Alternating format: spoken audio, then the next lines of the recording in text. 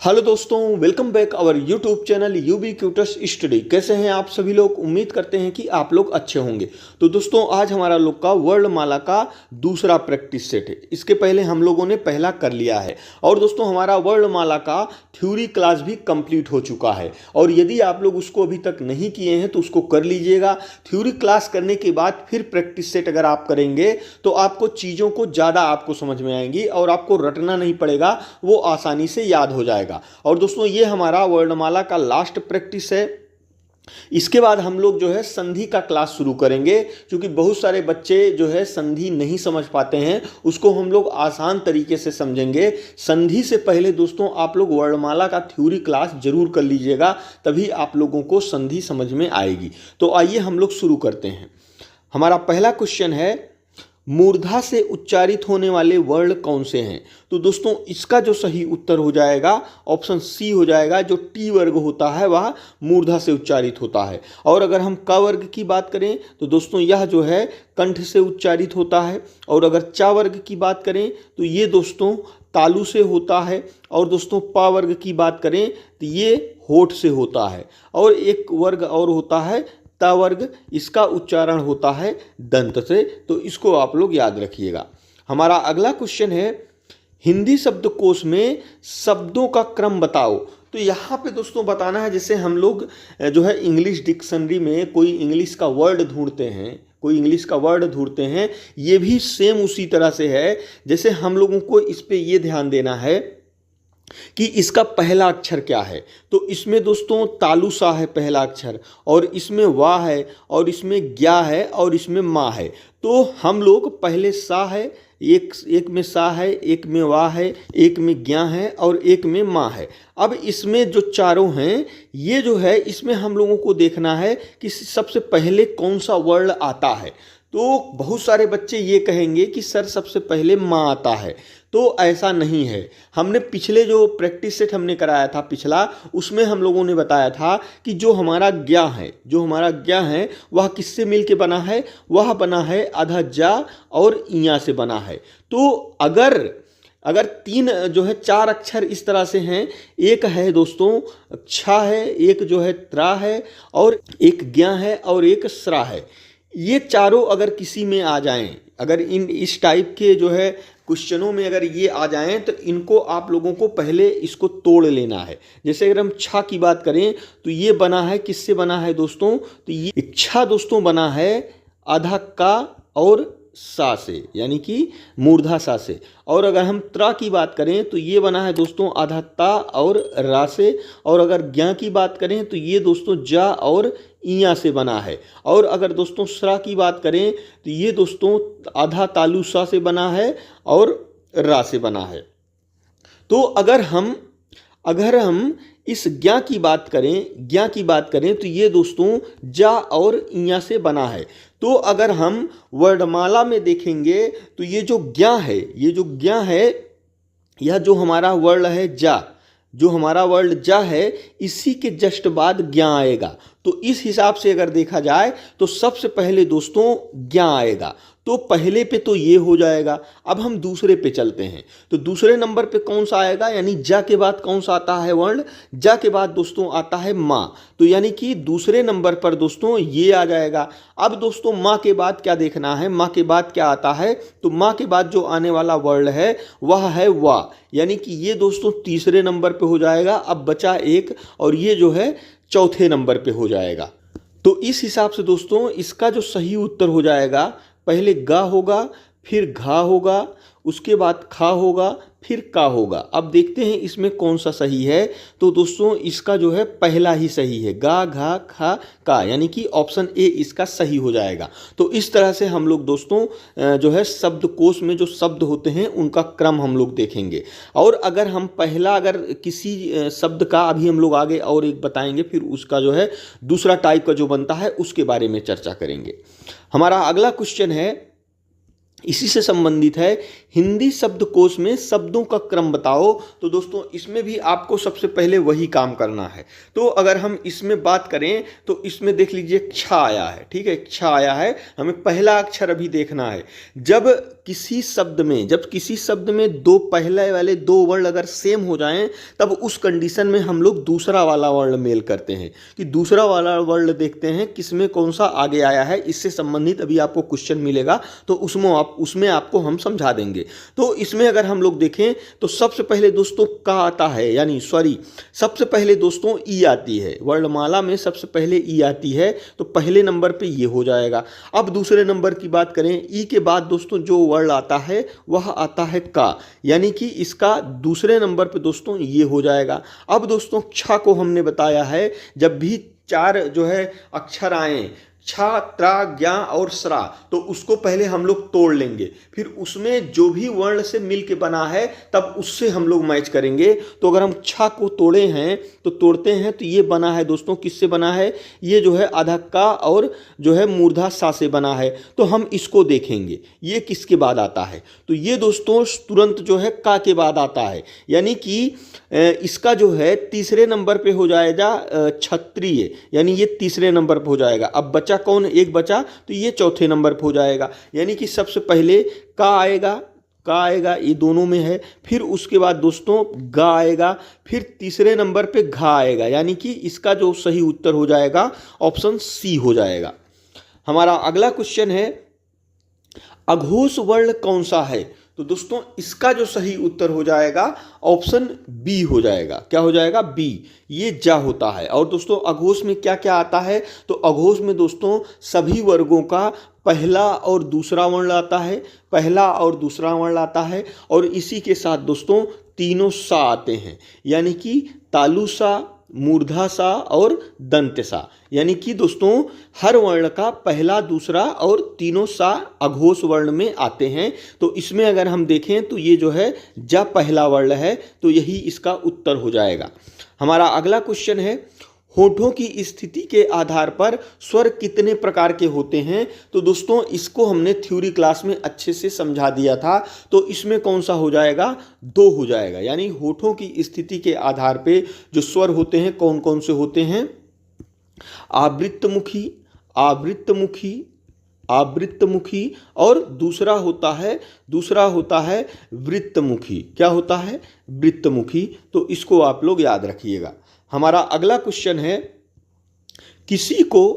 किसी को पुकारने के लिए किन स्वरों का प्रयोग किया जाता है, तो दोस्तों किसी को पुकारना हो अगर तो उसके लिए दोस्तों प्लुत स्वर का प्रयोग किया जाता है। और दोस्तों प्लुत स्वर हमारे हिंदी भाषा में नहीं है। क्वेश्चन बन सकता है कि इनमें से कौन सा ऐसा स्वर है जो हिंदी भाषा में नहीं मिलता है, वह संस्कृत भाषा में होता है, तो इसका उत्तर हो जाएगा प्लुत। दोस्तों जैसे हम लोग किसी को पुकारते हैं, जैसे हम राम को पुकारेंगे तो राम, रा के बाद दोस्तों हम लोग जो है ज़्यादा समय लेंगे, जिस वर्ण का उच्चारण करने में अधिक समय लगता है उसी को प्लुत कहते हैं। और इसका जो चिन्ह होता है वह एस आकार का होता है। अगर हम इसको लिखते हैं तो इसको इस तरह से लिखा जाएगा राम, ठीक है, इसको जो है इस तरह से लिखा जाएगा, रा कर देंगे, फिर डबल एस कर देंगे, फिर माँ, तो ये दोनों जो हैं यही दोस्तों प्लुत स्वर हैं, ठीक है। अगर हम राम को बुलाते हैं, पुकारते हैं, तो इसमें रा के बाद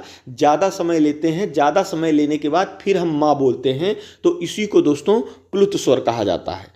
हमारा अगला क्वेश्चन है वर्णमाला में संयुक्त स्वर कौन से हैं। अब दोस्तों इसको भी हम लोगों को ध्यान देना है, इसका डिटेल्स हमने जो है थ्योरी क्लास में भी पढ़ा था और जो हम लोगों ने कल प्रैक्टिस सेट किया था उसमें भी इसको किया था।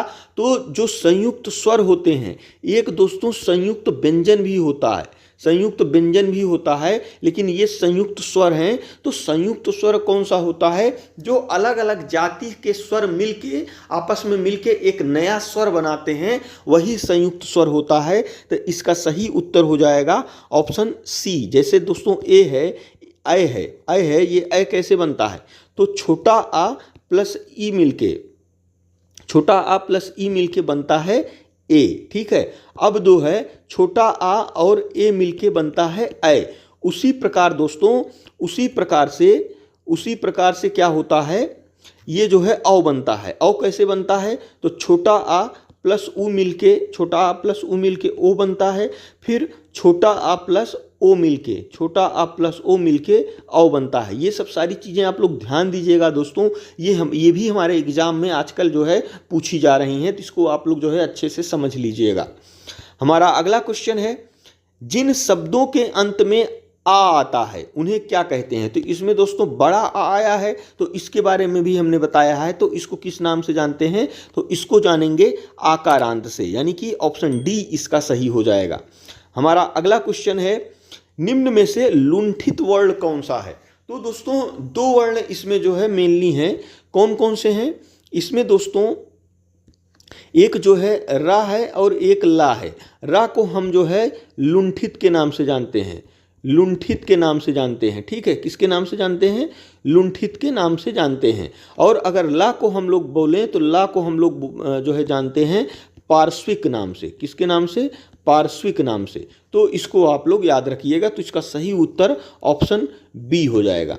हमारा अगला क्वेश्चन है, हिंदी शब्दकोश में शब्दों का क्रम बताओ। तो दोस्तों इसमें शब्दकोश में शब्दों का क्रम बताना है। अब इसके पहले हम लोगों ने क्या पढ़ा था कि हमें पहला वर्ण मिलाना है। अब इसमें क्या आ गया कि इसमें दोस्तों पहला वर्ण सेम आ गया है। अब क्या करना है इस कंडीशन में दोस्तों? हमें क्या करना है कि हमें दूसरा वर्ण मिलाना है, और अगर दूसरा भी सेम आ जाए तो हमें तीसरा मिलाना है, ठीक है।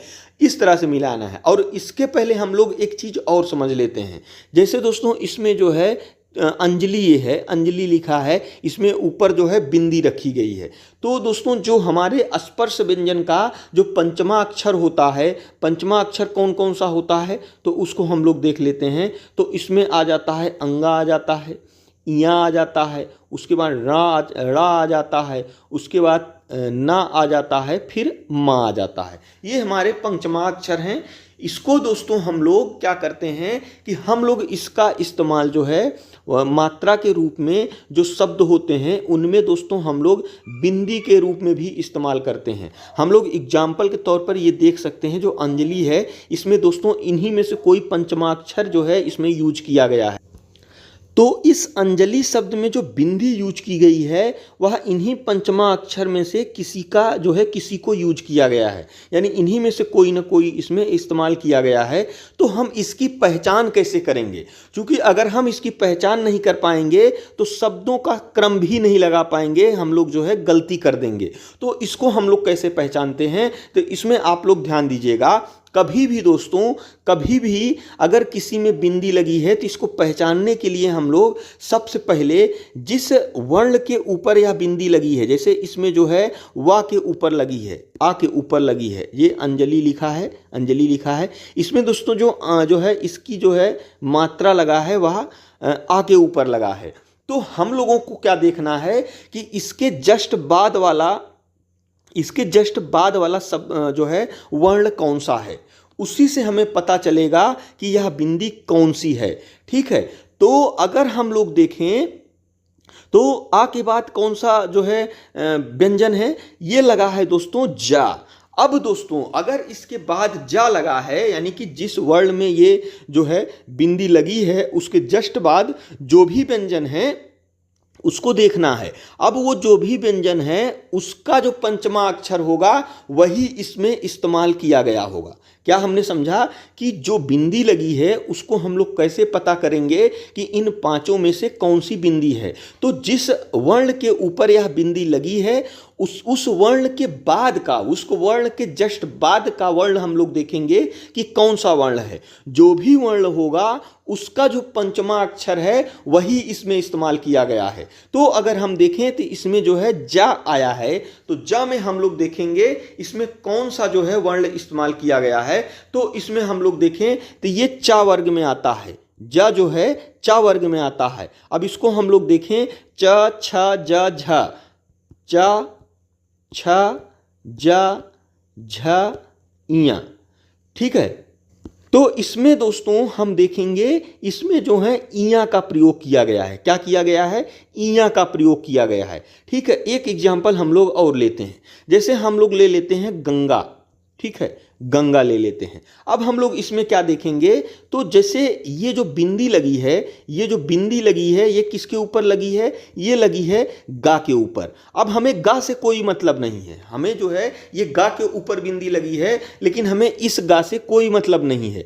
अब हमें देखना है कि इस गा के बाद कौन सा वर्ण आ रहा है, उसका पंचमा अक्षर ये होगा। तो इस गा के बाद भी गा आ रहा है, इस गा के बाद भी गा आ रहा है, तो हम लोग देखेंगे दोस्तों गा जो है वह किस वर्ग में आता है। तो ये दोस्तों आता है का वर्ग में। किस में आता है, का वर्ग में। अब इसमें का वर्ग का हम पंचमाक्षर देखेंगे कौन सा आता है, तो का वर्ग का जो पंचमाक्षर है वह आता है अंगा। क्या आता है, अंगा। तो ये जो बिंदी यूज हुई है ये अंगा है, इसको आप लोग ध्यान से सुनिएगा। इसका एक एग्जाम्पल और लेते हैं हम, जैसे ले लेते हैं बसंत। क्या ले लेते हैं, बसंत। अब इसमें देखिए दोस्तों, इसमें जो बिंदी लगी है वह किस पे लगी है, सा पे लगी है, सा पे लगी है। अब हम लोगों को सा से कोई मतलब नहीं है, ठीक है, सा पे लगी है, सा से हमें कोई मतलब नहीं है। अब हम लोग देखेंगे कि सा के जस्ट बाद वाला वर्ण कौन सा है। तो सा के जो जस्ट बाद वाला वर्ण है वह है ता। अब हम लोग ता के पंचमाक्षर को देखेंगे, तो दोस्तों जो ता है वह ता वर्ग में आता है, ता वर्ग में आता है। और जो ता वर्ग है, ता वर्ग का पंचमाक्षर कौन सा है, तो ता, था, दा, धा और ना। अब इसका पंचमाक्षर ना है, तो इसमें दोस्तों जो बिंदी यूज हुई है वह जो है ना वाली है। इस तरह से आप लोग इसको देखिएगा, आप लोगों को ये जो है समझ में आ गया होगा। तो हम अब आते हैं क्वेश्चन पे। तो हमारा जो क्वेश्चन है वह क्या कह रहा है, वह कह रहा है कि हिंदी शब्दकोश में शब्दों का क्रम बताओ। तो इसमें दोस्तों देखना है, पहला है अंजलि, आमर्श, अपघटन, असहनशीलग, असहनशीलग। तो दोस्तों इसमें हम लोग देखेंगे पहला अक्षर मिलाएंगे, तो पहला अक्षर दोस्तों 3 में आ रहा है। 3 शब्द में दोस्तों जो पहला अक्षर है वह आ रहा है। हम इसमें बड़ा आ रहा है, तो ये जो है आ के बाद बड़ा आ आता है, तो इसको हम लोग छोड़ देते हैं, ये बाद में आएगा, ठीक है। पहले हम लोग देखते हैं इन तीनों को, ठीक है। इन तीनों में दोस्तों जो आ है, ये भी आ है, ये भी आ है और ये भी आ है। अब हम आ के जस्ट बाद वाला जो है वर्ण देखते हैं। अब इस आ के बाद जा नहीं आएगा, क्योंकि हमने आपको समझाया है कि जो ये जो है बिंदी लगी है, ये जो है कौन सा पंचमाक्षर है, तो जा में, जा वर्ण में जो भी आएगा वही ये पंचमाक्षर हो जाएगा। तो जा, झा, इया, तो इसमें इया आ रहा है, तो ये जो है आ के बाद इया आएगा। इसको आप लोग ध्यान दीजिएगा, आ के बाद इया हम लोग देखेंगे। तो आ के बाद इया आया है, इसमें आ के बाद पा आया है, इसमें आ के बाद सा आया है। तो दोस्तों पा से पहले इया आता है और सा से पहले इया आता है, इसलिए दोस्तों पहले नंबर पे अंजलि हो जाएगा। अब हम दूसरे की बात करते हैं। अब दोस्तों हमको देखना है कि सबसे पहले पा आता है कि सबसे पहले सा आता है। तो दोस्तों सबसे पहले जो है पा आता है, यानी सा से पहले पा आता है, तो अपघटन जो है दूसरे नंबर पे हो जाएगा। अब हम लोग दोस्तों इस पे आते हैं। अब इसका क्या है, जो सा है, अब ये जो है सा है, अब ये यही अकेले बचा है, ये हम लोग छोड़ देंगे, क्योंकि इसका जो पहला जो है वर्ण आया है वह बड़ा आया है, तो ये तो सबसे लास्ट में ही होगा, ये चीज कंफर्म है। तो तीसरे नंबर पे दोस्तों ये हो जाएगा, और अमरस जो है ये जो है चौथे नंबर पे हो जाएगा। तो दोस्तों अगर हम इसका उत्तर देखें तो कौन सा उत्तर हो जाएगा, तो दोस्तों इसका उत्तर हो जाएगा, सबसे पहले का आएगा, फिर गा आएगा, फिर उसके बाद घा आएगा, फिर खा आएगा। इस हिसाब से दोस्तों कौन सा उत्तर सही हो जाएगा, ये जो है बी वाला सही होगा, बी ऑप्शन इसका जो है सही हो जाएगा। हमारा अगला क्वेश्चन है, निम्नलिखित में से बताइए कि नवीन विकसित ध्वनियां कौन सी हैं। तो दोस्तों जो नवीन विकसित ध्वनियां कौन सी हैं इसके बारे में हम लोगों ने चर्चा कर लिया है। इसी को दोस्तों आगत व्यंजन के नाम से जानते हैं। क्या जानते हैं, आगत व्यंजन। तो दोस्तों इसका जो सही उत्तर हो जाएगा ऑप्शन ए हो जाएगा।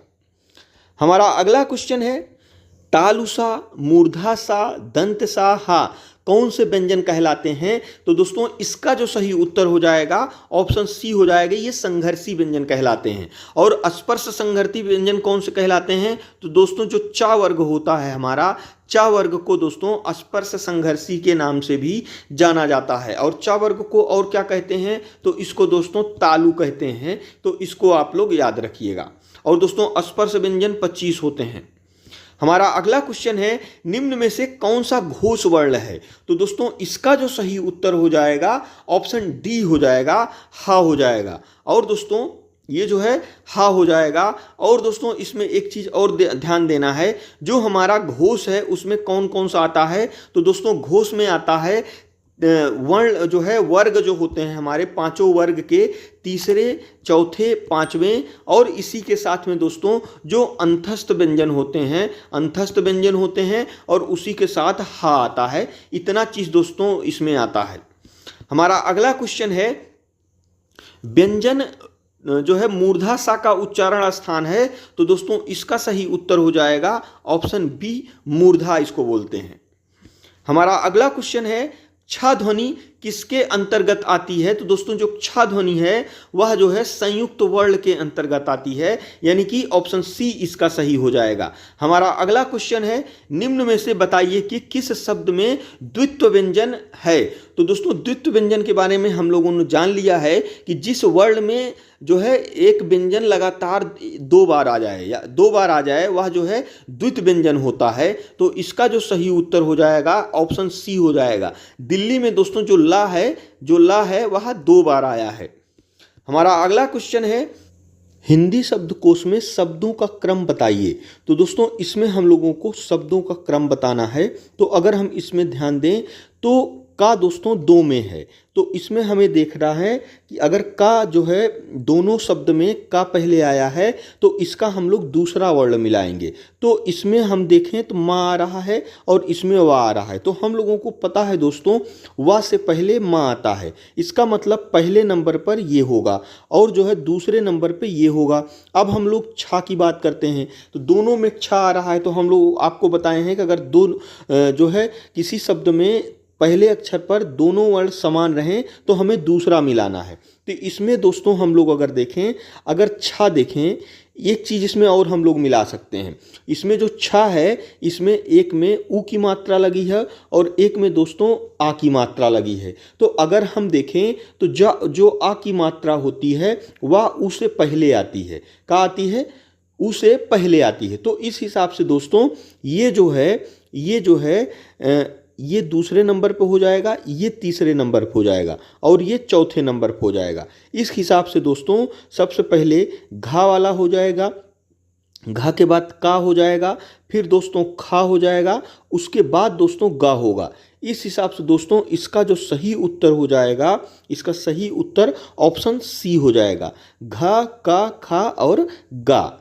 हमारा अगला क्वेश्चन है, हिंदी शब्दकोश में छा का क्रम किस वर्ण के बाद आता है? तो दोस्तों इसको हम लोग पहले तोड़ लेते हैं। तो ये बना है आधा का और जो है मूर्धा सा से।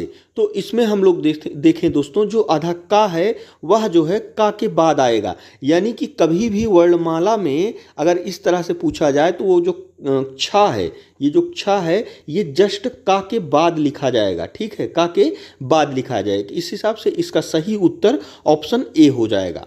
हमारा अगला क्वेश्चन है, निम्नलिखित में अनुनासिक अक्षर नहीं है। इसमें पूछा है दोस्तों अनुनासिक अक्षर नहीं है, इसको आप लोग ध्यान दीजिएगा। तो इसमें दोस्तों अनुनासिक कौन सा होता है? प्रत्येक वर्ग का जो पांचवा अक्षर होता है, पंचमा अक्षर होता है, वही अनुनासिक होता है। तो इसमें हम लोग देखेंगे ना, मा, ड़ा और अंगा, ये भी है और ये भी है दोस्तों और ये भी है। इसमें देखें जो माँ आ जाएगा, जा, माँ और जा और माँ, ये दोनों दोस्तों पंचमा अक्षर नहीं है। यानी कि इसका जो सही उत्तर हो जाएगा ऑप्शन डी हो जाएगा। निम्न में स्पर्श वर्ण कौन से हैं? तो दोस्तों इसका जो सही उत्तर हो जाएगा ऑप्शन डी हो जाएगा। पहले पांचों वर्गों के वर्ण, यानी कि जो 5 वर्ग हैं, कंठ वर्ग, तालु, मूर्धा, दंत, होठ, उसमें दोस्तों ये जो पांचों हैं वह जो है स्पर्श वर्ण के नाम से जाने जाते हैं या फिर स्पर्श व्यंजन के नाम से जाने जाते हैं। हमारा अगला क्वेश्चन है स्पर्श व्यंजन की संख्या कितनी है। तो दोस्तों जो स्पर्श व्यंजन है उसकी संख्या कितनी है, उसकी संख्या 25 है, यानी कि इसका सही उत्तर ऑप्शन डी हो जाएगा। हमारा अगला क्वेश्चन है निम्न में से लुंठित वर्ण कौन सा है। तो दोस्तों लुंठित वर्ण जो है वह कौन सा है, वह है रा, यानी कि ऑप्शन ए इसका सही हो जाएगा। हमारा अगला क्वेश्चन है अंतस्थ व्यंजन को और किस नाम से जाना जाता है। तो दोस्तों जो अंतस्थ व्यंजन है उसको दोस्तों अर्ध स्वर के नाम से भी जाना जाता है, क्योंकि यह दोस्तों इसको जो है यह जो है इसका सही उत्तर ऑप्शन सी हो जाएगा। हमारा अगला क्वेश्चन है अर्धस्वर किसे कहते हैं। तो दोस्तों जो अर्धस्वर होता है वह किसे कहते हैं, तो अंतस्थ व्यंजन को कहते हैं, यानी अंतस्थ व्यंजन को अर्धस्वर भी कहते हैं, तो इसको आप लोग याद रखिएगा। हमारा अगला क्वेश्चन है अर्धस्वर किसे कहते हैं। अब ये दोस्तों इन दोनों क्वेश्चन में आप लोग ध्यान दीजिएगा। इसमें क्या है, अगर आ जाए अर्धस्वर, इसमें ऑप्शन पे डिपेंड करता है कि हमें कौन सा ऑप्शन चूज करना है।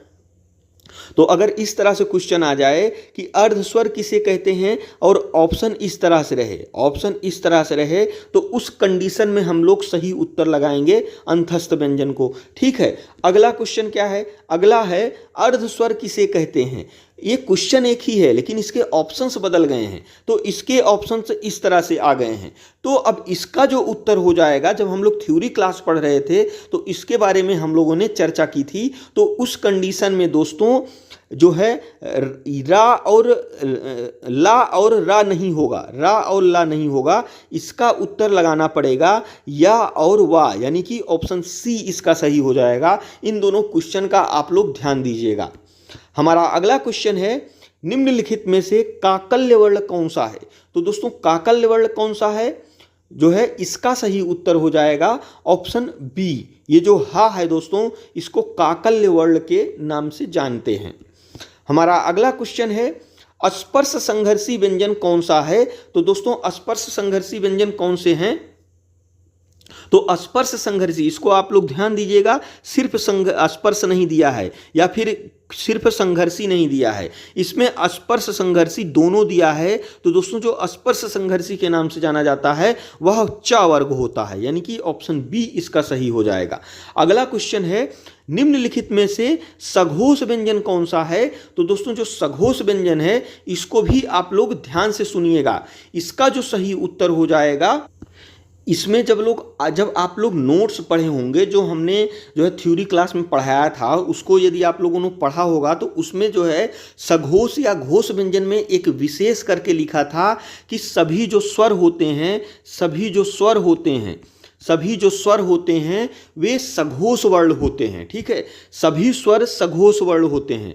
सघोष में और कौन कौन सा आता है, तो और आता है दोस्तों हर वर्ग का तीसरा, चौथा और पांचवां वर्ण आता है। इसी के साथ में दोस्तों अंतस्थ व्यंजन आता है और इसी के साथ हा भी आता है। इतने चीज आते हैं और इसी के साथ ही साथ दोस्तों जितने भी स्वर हमारे हैं, यानी आ से लेके औ तक जितने भी स्वर हैं, ये भी दोस्तों सघोष व्यंजन में आते हैं। इसको आप लोग ध्यान दीजिएगा। और एक चीज इसमें हमने जो है उसमें बताया था कि जो अल्प प्राण व्यंजन होता है उसमें दोस्तों उसमें भी सारे स्वर आते हैं और स्वर के साथ साथ इसमें दोस्तों अनुस्वार भी आते हैं। कौन आते हैं, अनुस्वार भी आते हैं। तो अगर हम इस क्वेश्चन को पढ़ें कि निम्नलिखित में से सघोष व्यंजन कौन सा है, तो दोस्तों इसमें आप लोगों को लगेगा कि ए और बी दोनों है, लेकिन ऐसा नहीं है। इसमें क्या दिया है, आप लोग क्वेश्चन ध्यान से पढ़िए। इसमें दिया है सघोष व्यंजन की बात कर रहा है। अगर इसी पे दोस्तों सघोष वर्ण होता तब दोस्तों ये सही हो सकता था, लेकिन इसमें व्यंजन की बात कर रहा है तो इसमें स्वर नहीं होगा। हालांकि स्वर सघोष में होता है, लेकिन सघोष के साथ साथ ये व्यंजन की बात कर दिया है, इसीलिए इसमें स्वर नहीं होगा। इसका जो सही उत्तर हो जाएगा ऑप्शन ए हो जाएगा, केवल हा हो जाएगा। तो इसको आप लोग ध्यान रखिएगा। हमारा अगला क्वेश्चन है संगम शब्द में किस वर्ग के पंचमाक्षर का प्रयोग किया गया है? हमने वही चीज यहाँ जो है चर्चा की थी अभी इसके पहले, वही एक क्वेश्चन आ गया। तो जो संगम है दोस्तों, इसको हम लोग देखेंगे, जो हमारा संगम लिखा है इसमें हम लोग देखेंगे जो हमारी बिंदी है, जो हमारी बिंदी है वह किस पर लगी है? वह सा के ऊपर लगी है। ठीक है, किसके ऊपर लगी है? सा के ऊपर लगी है। अब हम सा को जो है, अब हमें सा से कोई मतलब नहीं है, अब हमको देखना है सा के जस्ट बाद कौन सा वर्ण है। तो दोस्तों सा के जस्ट बाद दोस्तों गा है। तो गा का हम लोग पंचमा अक्षर देखेंगे। गा वर्ग का जो भी पंचमा अक्षर होगा वही इसमें इस्तेमाल किया गया रहेगा। तो गा दोस्तों का वर्ग में आता है, और का वर्ग का जो पंचमा अक्षर है वह होता है अंगा। क्या होता है? अंगा। तो ये जो बिंदी लगी है यह दोस्तों अंगा है, यानी कि ऑप्शन ए इसका सही हो जाएगा। हमारा अगला क्वेश्चन है, व्यंजन और स्वर के संयुक्त रूप को क्या कहते हैं? तो दोस्तों व्यंजन और स्वर का जो संयुक्त रूप होता है वह कहलाता है अक्षर। क्या कहलाता है? अक्षर, यानी कि ऑप्शन सी इसका सही हो जाएगा। हमारा अगला क्वेश्चन है, एक से अधिक वर्णों के मेल को कहते हैं। तो दोस्तों एक से अधिक वर्णों के मेल को क्या कहते हैं? तो इसका भी सही उत्तर हो जाएगा ऑप्शन ए अक्षर। इसको आप लोग ध्यान दीजिएगा दोस्तों, इसका जो क्वेश्चन है वो अलग अलग बन रहा है। क्वेश्चन के कहने का जो तरीका है वह अलग अलग है, लेकिन इसके जो आंसर हैं वह सेम होंगे, तो इसको आप लोग ध्यान दीजिएगा।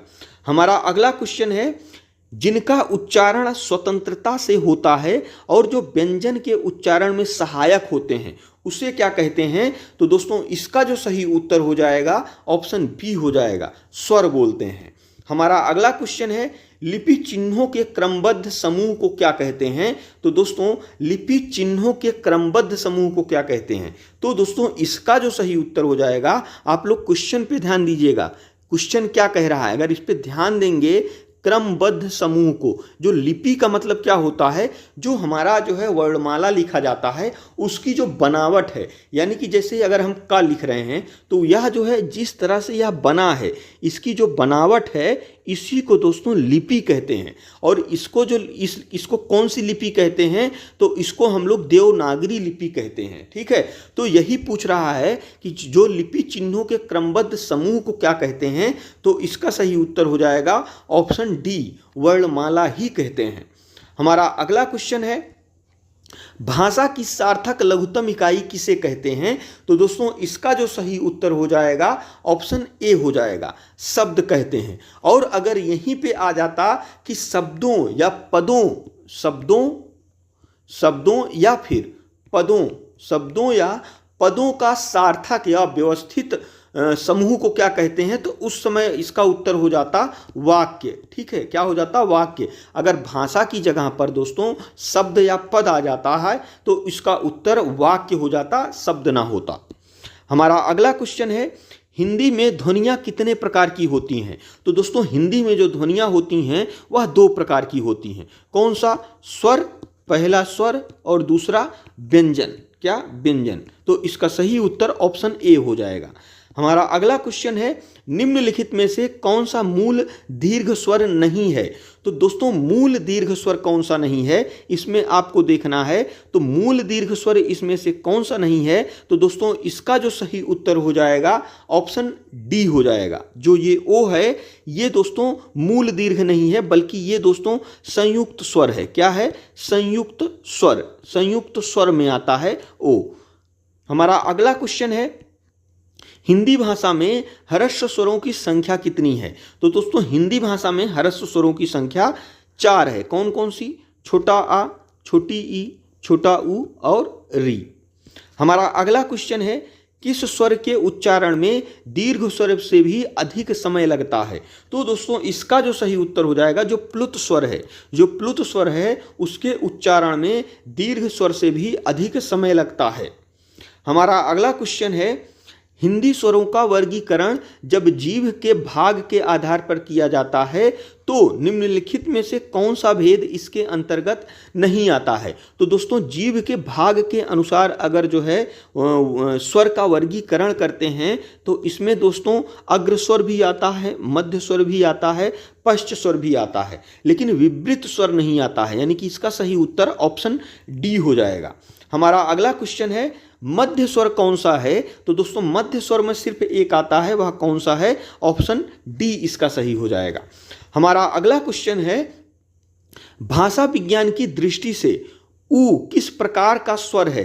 तो दोस्तों जो बड़ा ऊ है वह किस प्रकार का स्वर है? तो दोस्तों इसका जो सही उत्तर हो जाएगा ऑप्शन डी हो जाएगा। इसको दोस्तों पश्च समृत कहते हैं। क्या कहते हैं? पश्च समृत, यानी कि ऑप्शन डी इसका सही हो जाएगा।